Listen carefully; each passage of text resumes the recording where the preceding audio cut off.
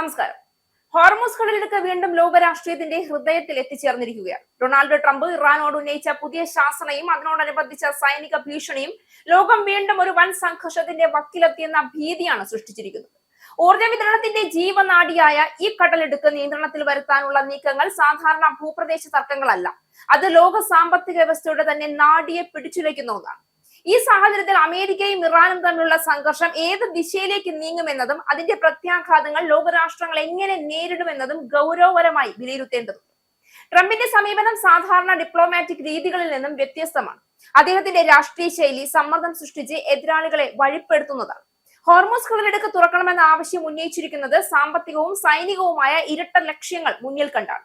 ലോകത്തെ എണ്ണ വിതരണത്തിന്റെ ഏകദേശം 20% ഈ കടലിടുക്കിലൂടെ കടന്നു പോകുന്നു എന്നതിനാൽ അതിന്റെ നിയന്ത്രണം ആഗോള വിപണിയിൽ നേരിട്ടുള്ള സ്വാധീനം ചെലുത്തും.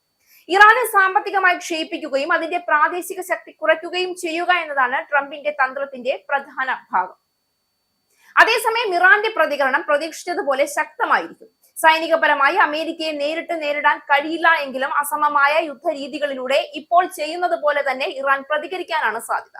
കടലിടുക്കിൽ മൈനുകൾ സ്ഥാപിക്കൽ, എണ്ണക്കപ്പലുകൾ ആക്രമിക്കൽ, പ്രോക്സി ഗ്രൂപ്പുകൾ വഴി മിഡിൽ ഈസ്റ്റിൽ അസ്ഥിരത സൃഷ്ടിക്കൽ തുടങ്ങിയവയാണ് ഇനിയും ഇറാൻ ചെയ്യാൻ പോകുന്ന പ്രധാന ആയുധങ്ങൾ. ഇതിനകം തന്നെ ഇസ്ലാമിക് റവല്യൂഷണറി ഗാർഡ് കോർപ്സ് പോലുള്ള സേനകൾ ഈ മേഖലയിൽ സജീവമാണ്. അമേരിക്കയുടെ ഊർജ്ജ നിലയങ്ങൾ ലക്ഷ്യമാക്കിയുള്ള ആക്രമണ സാധ്യതയും ഈ സാഹചര്യത്തിൽ പരിഗണിക്കപ്പെടണം.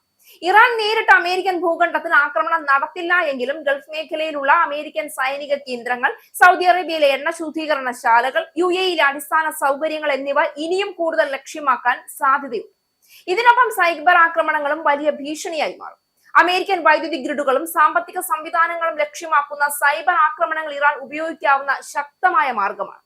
ഈ സംഘർഷത്തിൽ സഖ്യങ്ങളുടെ രൂപീകരണം ഇനി നിർണായകമാകും. അമേരിക്കയ്ക്ക് പിന്തുണ നൽകുന്ന പ്രധാന രാജ്യങ്ങളായ ഇസ്രയേൽ, സൗദി അറേബ്യ, UK എന്നിവയായിരിക്കും.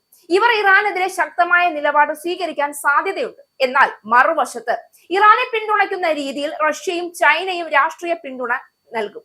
ഈ രാജ്യങ്ങൾ നേരിട്ട് യുദ്ധത്തിൽ ഇടപെടാതിരുന്നാലും സാമ്പത്തികവും സൈനികവുമായ സഹായം ഇറാനെ ഇനിയും ശക്തിപ്പെടുത്തും. അതോടൊപ്പം ലോക വ്യാപാരവും വലിയ പ്രതിസന്ധി നേരിടും. ഹോർമൂസ് കടലിടുക്ക് അടഞ്ഞാൽ കപ്പൽ ഗതാഗതം തടസ്സപ്പെടും.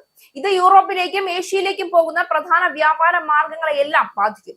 ആഗോള വിപണിയിൽ അനിശ്ചിതത്വം ഇനിയും വർദ്ധിക്കുകയും സ്റ്റോക്ക് മാർക്കറ്റുകൾ ഇടിഞ്ഞ് താഴുകയും ചെയ്യും. ട്രംപിന്റെ നടപടികളെ വിലയിരുത്തുമ്പോൾ അവ ശക്തമായ രാഷ്ട്രീയ ഭീഷണി നൽകുന്നതാണ്. പക്ഷെ അതിന് വലിയ അപകട സാധ്യതകളുണ്ട്. സമ്മർദ്ദം സൃഷ്ടിക്കുന്ന തന്ത്രം ചിലപ്പോൾ ഫലപ്രദമാകാമെങ്കിലും ഇറാനെ പോലുള്ള രാജ്യങ്ങളോട് അത് തിരിച്ചടിയാകാനുള്ള സാധ്യത കൂടുതലാണ്.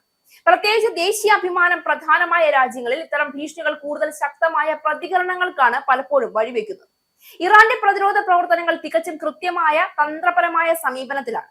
അവർ നേരിട്ടുള്ള യുദ്ധം ഒഴിവാക്കി ചെറുതും എന്നാൽ ശക്തവുമായ ആക്രമണങ്ങളിലൂടെ അമേരിക്കയെ ക്ഷീണിപ്പിക്കാൻ ഇനിയും ശ്രമിച്ചുകൊണ്ടേയിരിക്കും. ഇത് ദീർഘകാല സംഘർഷത്തിലേക്ക് നയിക്കാനുള്ള സാധ്യത ദൂരെയല്ല. ഈ സംഘർഷം ഒരു പ്രദേശത്തെ പ്രശ്നമല്ല, ഇതൊരു ആഗോള പ്രശ്നമാണ്. ഹോർമൂസ് കടലിടുക്കിലെ ഒരു ചെറിയ സംഘർഷം പോലും ലോകത്തിന്റെ സാമ്പത്തികവും രാഷ്ട്രീയവുമായ സമതുലിതാവസ്ഥയെ എങ്ങനെ തകർക്കുമെന്ന് ഇതിനോടകം തന്നെ നമ്മൾ കണ്ടുകഴിഞ്ഞു. ട്രംപിന്റെ ശക്തമായ നിലപാടുകളും ഇറാന്റെ പ്രതിരോധവും തമ്മിലുള്ള ഈ ഏറ്റുമുട്ടൽ എങ്ങനെ അവസാനിക്കും എന്നത് അനിശ്ചിതമാണ്. പക്ഷേ ഉറപ്പുള്ളത് ഒരു കാര്യം മാത്രമാണ്: ഈ സംഘർഷത്തിന്റെ പ്രത്യാഘാതങ്ങൾ ലോകത്തിന്റെ എല്ലാ കോണുകളിലേക്കും ഇനിയും കൂടുതൽ ഭീകരമായി തന്നെ എത്തും.